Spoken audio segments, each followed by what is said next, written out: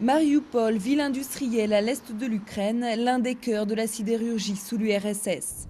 C'est dans cette aciérie qu'a travaillé Oleksandr Fyodorov.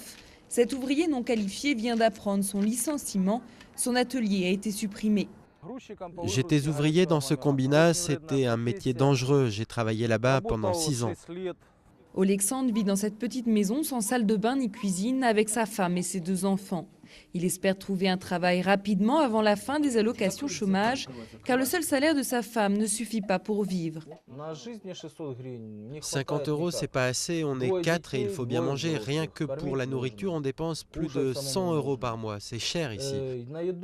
Bien sûr, si on mange seulement des pommes de terre sans beurre, alors on devrait s'en sortir.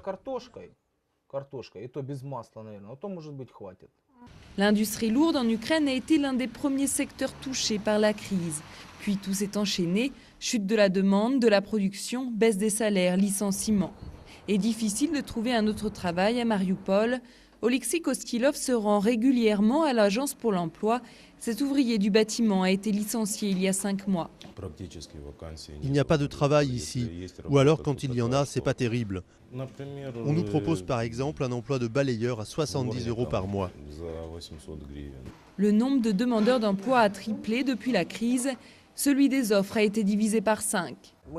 Avant, on allait chercher des spécialistes dans tout le pays et on les faisait venir ici car il y avait beaucoup de postes vacants. Mais aujourd'hui, la tendance s'est inversée. La tendance s'est inversée. L'agence cherche aujourd'hui du travail dans toute l'Ukraine.